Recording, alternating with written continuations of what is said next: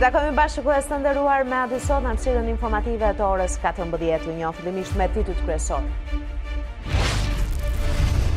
Kryeprokurori Olsian Çela mbështet vendimin e strukturës së posaçme antikorrupsion për të ridërguar në prokurorinë e Dibrës dosjen 184. Sipas prokurorisë së përgjithshme, vendimi mbështetet në ndryshimet e fundit ligjore dhe krijimin e institucioneve të reja të hetimit dhe gjykimit. Prokurori Anton Martini kalon shkallën e parë të vettingut. Kandidati për antari SPAK-u konfirmua në detyrë nga Komisioni i Pavarur i Kualifikimit, i cili para dhënies së vendimit hapi proces rihetimi për Martinin për shkak të denoncimeve si prokurori i Shkodrës. Sismologët thonë se nuk ka vend për panik nga tërmeti mbrëmshëm. Lëkundjet janë vijim i aktivitetit sismik të 26 nëntorit dhe nuk kanë lidhje me tërmetet që përfshin Turqinë. Qindra e shtetas të huaj po evakuohen nga Wuhani, epiqendra e epidemisë së koronavirusit. Numri i viktimave shkon në 132 persona, ndërsa edhe rastet e prekura po rriten me ritme alarmante. Trump prezantoi planin për lindjen e mesme, duke e cilësuar atë si mundësinë e fundit për palestinezët, por strategjia që parashikon njohjen e Jeruzalemit si kryeqytet pandashëm të Izraelit u refuzua kategorikisht nga autoritetet në Palestinë.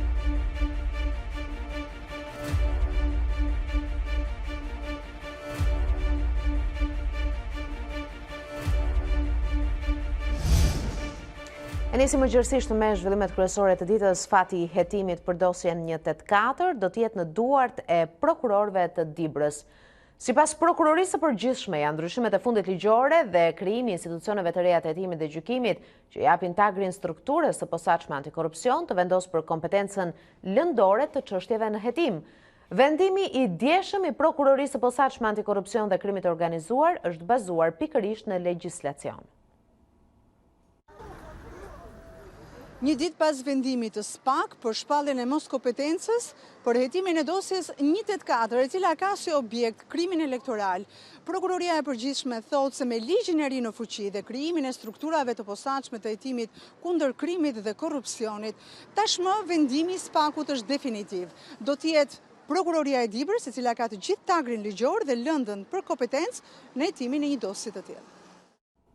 Ish deputeti i Partisë Demokratike Enkeli Dalibeja i akuzoi kreun e SPAK për shkatërim të hetimeve për dosjen 184, duke e ridërguar në prokurorinë e Dibrës. Sipas Dalibejait, kjo dosje ishte edhe një nga kushtet e Bundestagut për hapjen e negociatave për Shqipërinë me Bashkimin Evropian. Duke mos e lejuar të zbulohet zyrtarisht se cili ishte roli i Edi Ramës, çfarë detyre i dha ai Damian Gjiknurit, sa para u hodhën në fushat për blerjen e votës dhe friksimin e zgjedhësve, cili ishte burimi i këtyre parave, cili ishin grupet kriminale që Partia Socialiste mobilizoi në dimër, Arben Kraja ka vepruar kundër interesave të Shqipërisë. Duke ridërguar dosjen 184 në Dibër, drejtuesi SPAK praktikisht ka varrosur hetimin e krimit të dokumentuar zgjedhor, i cili është edhe një kusht i Bundestagut Gjerman për hapjen e negociatave për antarësimin e Shqipërisë në Bashkimin Evropian. Kryetaria e Bashkisë së Shkodrës, Voltana Ademi, ka cilësuar lajm të mirë pranimin e kërkesës dhe objektit të saj në gjykatën kushtetuese për delegjitimimin e zgjedhjeve lokale të 30 qershorit në Bashkinë e Shkodrës. Ademi u shpreh se shqyrtimi i kësaj kërkese do të jap fund një herë mirë krizës në vend dhe është një shembull që duhet ndjekur edhe nga bashkitë e tjera në vend. Gjykoj që është një lajm i mirë në kuadër të një procesi të gjatë, i vështirë për Bashkinë e Shkodrës, por njëkohësisht për të gjitha bashkitë në të gjithë Shqipërinë, për të gjithë kryetarët që janë antarë të shoqatës së bashkive të Shqipërisë. Mendoj që ky do të jetë një rrugtim që do duhet të ndjekim deri në fund, kur bëhet fjalë për kërkesën tonë për të delegjitimuar procesin fars të 30 qershorit. Me kërkesën tonë, ne dhe me pranimin nga gjykata kushtetuese, është aprovuar kërkesa, por edhe objekti i saj, dhe kjo është ajo çfarë është më e rëndësishme.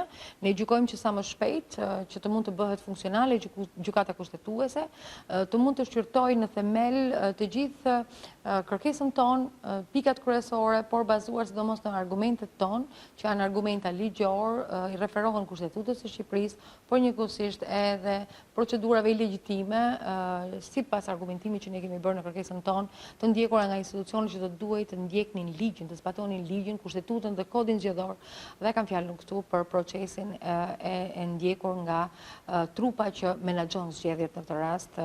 Prandaj mendoj që sa më shpejt që kjo të bëhet e mundur, aq më mirë do të jetë për ne shqiptarët, për të përmbyllur krizën dhe sidomos për të adresuar një ndër çështjet më problematike, më të brishta, më të vështira që ne kemi kaluar në vitin 2019 që lidhet me zgjedhjet e vendore. Komisioni i pavarur i kualifikimit konfirmon në detyrë prokurorin Anton Martini, kandidat për SPAK. Vendimi u mor me shumicë të votave të anëtarëve të KPK-s, i cili para se të shprehej pati rihapur hetimin për Martinin pas denoncimeve në adresë të tij si prokuror i Shkodrës. Në përfundim të këtij procesi të rivlerësimit, trupi gjykues, i përbër nga Genta Tafa Bungo kryesuesa, Etleda Çiftja antare, si dhe Pamela Qirko, relatore, me shumicë votash vendosi. Konfirmimi në detyrë të subjektit të rivlerësimit, zotit Anton Martini. Vendimi i arsyetuar me shkrim i njoftohet subjektit të rivlerësimit, komisionerit publik dhe vëzhguesve ndërkombëtar brenda 30 ditëve pas përfundimit të kësaj seance dëgjimore dhe publikohet në faqen zyrtare të internetit të komisionit. Prokurori i përgjithshëm Olsean Çela priti në zyrën e tij ambasadoren e re të Shteteve të Bashkuara të Amerikës Yuri Kim, ndërsa pritet një deklaratë zyrtare. Paraprakisht mësohet se në takim rreth 20 minuta janë prekur edhe çështjet e nxehta në hetim, por edhe rëndësia e pavarësisë së prokurorëve në çështjet konkrete.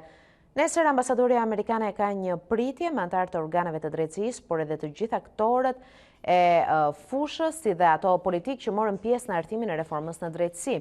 Zbatimi i kësaj reforme, lufta kundër krimit të organizuar dhe korrupsionit, është prioritet i parë dhe i ambasadores së re amerikane.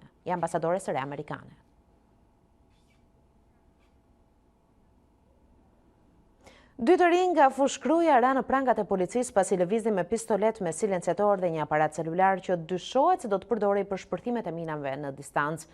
Për këtë, policia po heton nëse të arrestuarit po përgatiteshin për të realizuar një krim. Policia arrestoi dy të rinj nga fushkruja pasi lëviznin me një pistolet me silenciator dhe mbanin me vete një aparat celular që shërben për shpërtimet në distancë. Efektivët e repartit Shqiponja gjatë kontrolleve në orët e vona të mbrëmjes në Tiranë i bën shenjë dy të rinjve 24 dhe 29 vjeç për të ndaluar, por sapo pam policinë ata u larguan.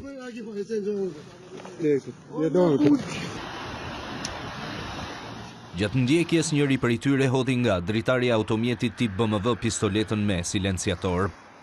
Pas disa minutave policia i ndaloi, ndërsa gjatë kontrollit gjeti dhe aparatin celular, i cili sipas bluve dyshohet se do të përdorej për prodhim të minave me telekomand dhe shpërthime në distancë. Lëkundje të forta tërmeti janë ndjerë në Durrës, Tiranë dhe Elbasan mbrëmjen e të martës. Sipas Institutit të Gjeoshkencave, goditja kryesore, ajo e orës 21:15, ishte me magnitudë 4.9 shkallës së Richter, me thellësi 7 km, me epiqendër fshatin Bubq në Fushkruj. Goditja është shoqëruar nga pas goditje më të vogla, të cilat shoqërojnë aktivitetin sismik të 26 nëntorit. Emergjenca civile njoftuan se nuk raportohen dëme në njerëz apo materiale. Pas 2 tërmeteve që goditën Shqipërinë e mesme mbrëmjen e të martës, qytetarët e Tiranës dhe Durrësit dolën në rrugë dhe makina të mbushën sheshe, duke krijuar dhe trafik në qarkullim.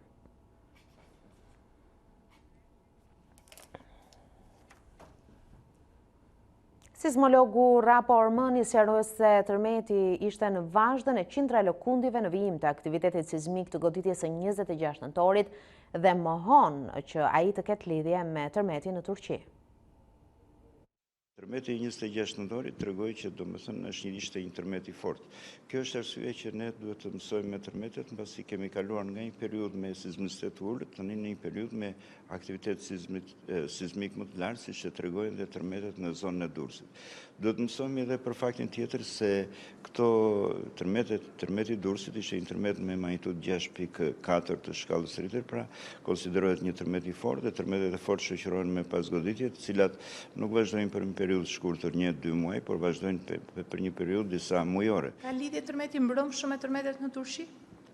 Ky tërmet nuk ka lidhje sepse mekanizmi i këtij tërmeti ndryshon shumë nga mekanizmi i tërmeteve të Turqisë. Tërmetet e Turqisë kemi pllakën e Anatolia ose Anadolit, e cila është një mikroplakë e cila lëviz drejt perëndimit për arsye të ngjeshjes ose kolizione që pëson me pllakën arabe, atë euroaziatike, edhe duke bërë një lëvizje një pllakë e madhe, duke në sajt të këtyre sforcimeve, aty në këtë pllakë janë shkaktuar 2 thirrje të mëdha, njëra në veri të Anatolias dhe tjetra në lindje të saj, të cilat janë thirrje shumë të mëdha me gjatësi të mëdha dhe që pësojnë zhvendosje në drejtime horizontale dhe në këto historikisht janë çliruar energji të mëdha, pra kanë rënë tërmete të mëdhenj, ku duke arritur edhe maksimum në tyre deri në 7.9. Ndërkohë që tërmeti mbrëmshëm ka lidhje me goditjen e fortë 26 nëntorit? Po kuptohet, përderisa kjo ishte në një zonë afër zonës epicendrës të tërmetit 26 nëntorit, përderisa jemi në atë që pasgoditjet e atij tërmeti nuk kanë mbaruar, por kanë qenë në vijshmëri. Kjo është arsyeja që ne themi që është në vijim të pasgoditjeve të tërmetit të 26. Kryeministri Rama vijon vizitën në Bruksel ditën e sotme, por si kryesuesi i OSBE-s do të takohet edhe me sekretarin e përgjithshëm të NATO-s, Jens Stoltenberg dhe Këshillin Atlantik. Pastaj kemi të mbajtur me presidenten e Komisionit Evropian, Ursula von der Leyen, kryeministri Rama bëri me dije se bashkëpunimi për fazën post-tërmet në Shqipëri do të vijojë edhe pas konferencës së donatorëve. Serioziteti me të cilin po organizohet konferenca e donatorëve është maksimal dhe pavarësisht se ne e dim shumë mirë që shuma e mundshme që mund të mbledhin në atë konferencë nuk do të përmbush dot kurse si të gjithë nevojat, plani i presidentes von der Leyen shkon përtej konferencës. Pra, edhe më pas ne do të vazhdojmë të punojmë së bashku. Ndam me të dhe idetë e financimit të rindërtimit me një skenar shtesë pas konferencës. Presidentja e Komisionit e sheh me entuziazëm realisht përpjekjen për ta çuar përpara procesit e Berlinit përmes marrëveshjeve që do të çojnë hap pas hapi në lehtësimin e të gjithë lëvizjes në rajonin ton dhe finalizimin e shenjës rajonal. Dhe BE-ja do të luajë rolin e saj mbështetës në këtë drejtim, qoftë politikisht, por edhe qoftë financiarisht. Kryeparlamentari Gramoz Ruçi kërkoi Europës të korrigjojë gabimin e vjeshtës së kaluar dhe të hapë negociatat antarësimit me Shqipërinë gjatë mbledhjes së Këshillit në agjendë për muajin mars. Këto qëndrime ai mbajti në samitin e krerëve të parlamenteve të Ballkanit Perëndimor, organizuar në Bruksel nga presidenti i Parlamentit Evropian. Kryetari i Kuvendit Gramoz Ruçi e quajti të paprecedent atë që ndodhi me negociatat e Shqipërisë. Nga Parlamenti Evropian ai nuk fsheu shpresën se Europa mund të vetë korrigjohet dhe në mars në mbledhjen e ardhshme të Këshillit të vendosë përhapjes së negociatave. Jam impresionuar pasi për të parë ndodh që 2 herë komisioni për zgjerimin jep rekomandimin për hapjen e negociatave dhe 2 herë nuk miratohet nga Këshilli. Unë nuk di një rast dytë. Shpresoj se samiti i ardhshëm do të shikojë dhe do të korrigjojë dhe euroskeptikët e vitit kaluar përfundimisht do të binden për t'i dhënë drejt jeshile Shqipërisë dhe Maqedonisë së Veriut. Qëndrimi me rezolut pro Shqipërisë dhe Maqedonisë së Veriut në parlament, sipas kryetarit të kuvendit, është inkurajues. Jemi të impresionuar që eurodeputetët u mbledhën, gjykuan dhe vlerësuan këtë si të padrejtë. Kjo na inkurajoi shumë ne si politikanë Në 5 shkurt BE shpall metodologjinë e re të zgjerimit, ndërkohë Ruçi ishte në Bruksel në kuadër të samitit të nivelit të lartë për Ballkanin Perëndimor, të thirrur nga David Sassoli. Ky i fundit e quajti Ballkanin si një mungesë në hartën gjeografike të Europës që duhet korrigjuar. Pakënaqësia me demokraci në vendet e zhvilluara ka arritur nivele rekord në 25 vitet e fundit. Këtë e konstaton një studim i Universitetit të Cambridge i bazuar në rreth 4 milion persona të anketuar. Shqipëria është në të njëjtin nivel me të gjitha shtetet e rajonit përveç Kosovës. Në vendin tonë qasja ndaj demokracisë varion nga 20 deri në 50%, ndërsa mbi 60% e kosovarëve janë të kënaqur me demokracinë e tyre. Shtete si Britania e Madhe, por edhe Amerika renditen në të njëjtin nivel me Shqipërinë sa i përket indeksit të pakënaqësisë me demokracinë.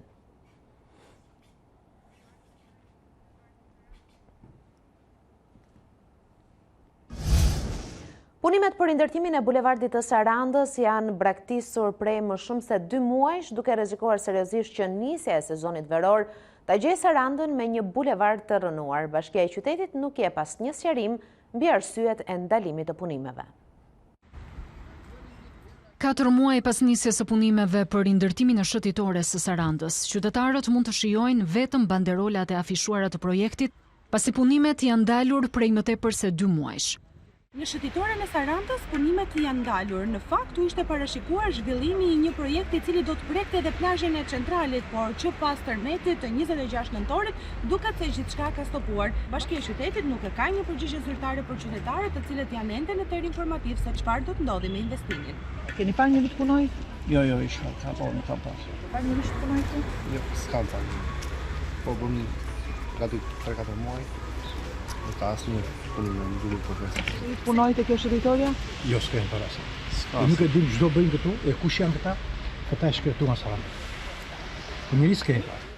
Qytetarët e Sarandës shprehen se kjo vonesë në realizimin e punimeve rrezikon që të dëmtojë seriozisht sezonin e ardhshëm veror. Një që të mbarojnë, mos të bëjnë në behar që vjen dhe njerëz. Është po kalon janari dhe s'është bërë zgjidhje. E do ta dëmtoj turizmin e Sarandës nëse kjo shëtitore s'është gati? Mendoni se do jetë gati? Jo. Thonë që do bëhet. E dëmton turizmin fakti që punimet nuk po ecin me ritmet e duhura? Si erdhi turizmi? Turizmi deri në prill do të kishte mbaruar. Qytetarët sarandiot apelojnë për rifillimin sa më parë të punimeve dhe respektimin e afateve për të përfunduar projektin e bulevardit para nisjes së sezonit veror. Shkon në 132 numri të vdekurve nga virusi kinez, ndërsa rastet të prekurve janë më mira. Qindra shtetas të huaj po evakuohen nga Wuhani me Australinë, që do të vendos në karantinë qytetarët e saj. British Airways pezullon fluturimet për dhe nga Kina. Qindra shtetas të huaj po evakuohen nga Wuhani, epiqendra e epidemisë së koronavirusit, ndërsa numri i viktimave dhe rasteve të prekura po rritet me ritme alarmante. Australia po planifikon të vendos në karantinë 600 e evakuarit e saj në ishullin e Krishtlindjeve, 2000 kilometra larg kontinentit. Japonia, Shtetet e Bashkuara dhe vendet e Bashkimit Evropian, por ja abdesojnë gjithashtu qytetarët e tyre. British Airways pezulloi të gjitha fluturimet për dhe nga Kina, duke i kërkuar ndjes klientëve të saj. Edhe kompani të tjera si United Airlines dhe Air Canada kanë anuluar disa fluturime drejt Kinës. Numri i viktimave nga koronavirusi i ri është rritur në 132, ndërsa të prekurit janë gati 6.000 sipas të dhënave zyrtare të Komisionit të Shëndetësisë në vend. 4 raste u konfirmuan në Gjermani, duke e bërë atë shtetin e dytë europian që raporton raste me virusin pas Francës. Një ekspert i shëndetësisë në Kinë tha se do duhen edhe 10 ditë të tjera derisa epidemia të arrijë kulmin e saj. Rritja dramatike e rasteve i atribuohet pjesërisht edhe rritjes së ndërgjegjësimit, monitorimit dhe testimit gjatë ditëve të fundit. Ashtu si SARS apo viruset e tjera të gripit, koronavirusi është veçanërisht i rrezikshëm për personat e moshuar dhe ata që vuajnë nga sëmundje të tjera. Një ekip shkencëtarësh në Australi pretendon se ka krijuar me sukses një version laboratorik të koronavirusit kinez, në atë që shihet si arritje e rëndësishme për të luftuar përhapjen globale të epidemisë. Kjo do të ishte hera e parë që virusi rikrijohet jashtë Kinës. Shkencëtarët në Institutin Doherty për infeksione dhe imunitet në Melbourne thanë se do të ndanin kampionin e krijuar nga një pacient i infektuar me Organizatën Botërore të Shëndetësisë dhe laboratorë të tjerë rreth botës. Ai do të përdoret për gjenerimin e testit të antikorpeve që do të lejojë evidentimin e virusit në pacientët që nuk kanë shfaqur ende simptoma dhe gjithashtu do të kontribuojë për krijimin e një vaksine. Ndërkaq, Kina duket se është më pranë krijimit të vaksinës, edhe pse, siç thonë shkencëtarët, do të duan të paktën 2 muaj përpara se ajo të jetë e efektshme.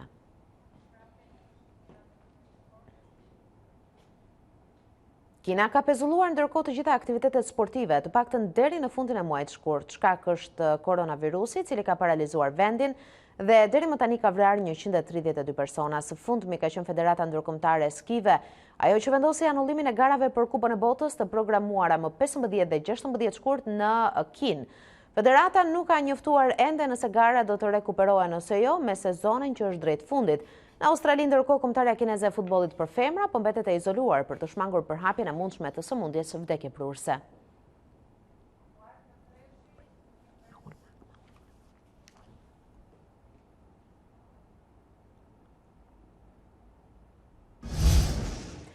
Parlamenti Evropian pritet të aprovojë sot kushtet e largimit të Britanisë së Madhe nga BE në një votim historik. 751 përfaqësuesit e vendeve anëtare do të debatojnë fillimisht lidhur me marrëveshjen për Brexit dhe sipas raportimeve të mediave ndërkombëtare, ata do të japin mbështetjen e tyre për ujdin mes Londrës dhe Brukselit. Ky sesioni i Parlamentit Evropian do të përfshijë fjalime e lamtumire të deputetëve britanik, madje edhe muzikë. Gjithashtu do të shënojë fazën e fundit të procesit ratifikues përpara largimit zyrtar të Britanisë në orën 23 të mbrëmjes të 31 janarit. Pas kësaj date, Brukseli dhe Londra do të kenë në dispozicion 11 muaj kohë për të negociuar marrëdhënien e re ekonomike.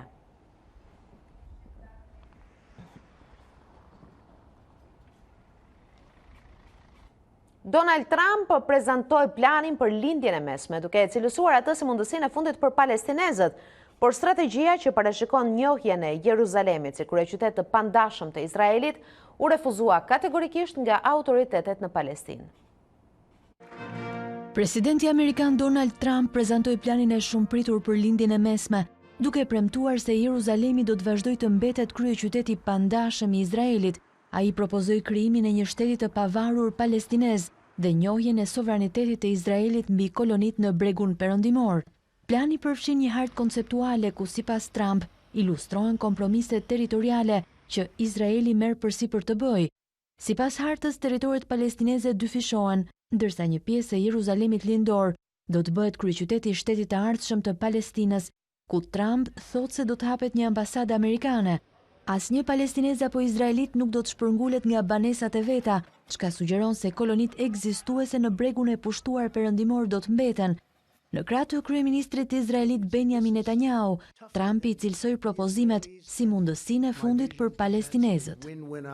Vizioni im përfaqëson një mundësi nga e cila përfitojnë të dyja palët, një zgjidhje realiste e dy shteteve, e cila jep fund rrezikut të shtetësisë së Palestinës ndaj sigurisë izraelite.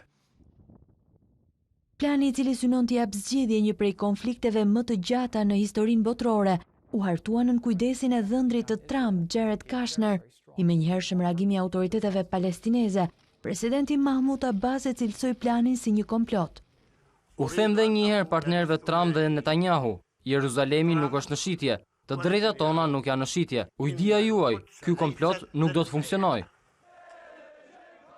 Mira palestinez protestuan në ripin e Gazës, ndërsa ushtria izraelite dërgoi përforcime në bregun e pushtuar perëndimor. Por Kushner, këshilltar i lartë në Shtëpinë e Bardhë dhe një prej arkitektëve të planit të paqes për lindjen e mesme, tha se palestinezët po tregoheshin budallin duke refuzuar planin pa marrë kohën e nevojshme për ta shqyrtuar atë. Ndjekim deklaratën.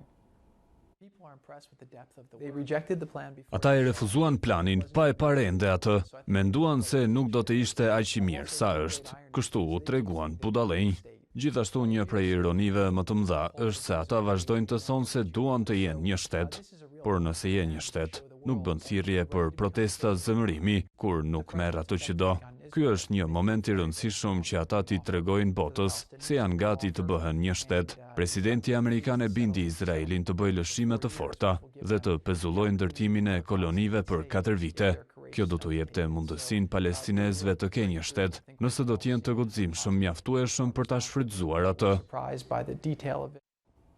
Plani I presidentit amerikan Donald Trump për paqe në lindjen e mesme po kundërshtohet edhe në arenën ndërkombëtare.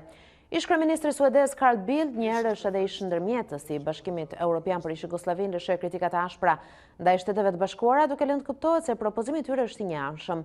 Me anë të një statusi në Twitter ai shprehet me bindje të plotë se diktatori serb Slobodan Milošević do ta donte një zgjidhje si ajo e presidentit Donald Trump për Kosovën.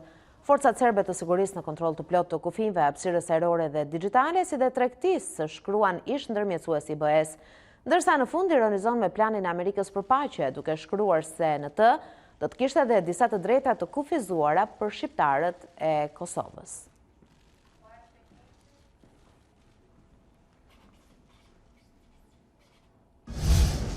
Pas zgjedhjes së 9 viktimave që u përfshin në tragjedinë e të dielës ku humbi jetën Kobe Bryant dhe bija Gianna Maria, autoritetet policore njoftuan identifikimin e 4 trupave mes tyre dhe atë të ish-yllit të NBA.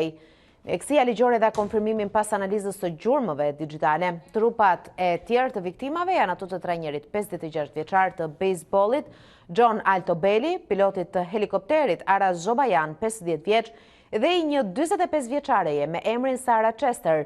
Kërkimet intensive vijojnë ende për gjetjen e vajzës 13 vjeçare të Kobe Bryant dhe të familjarëve të personave të tjerë që ishin pjesë e udhëtimit me helikopter.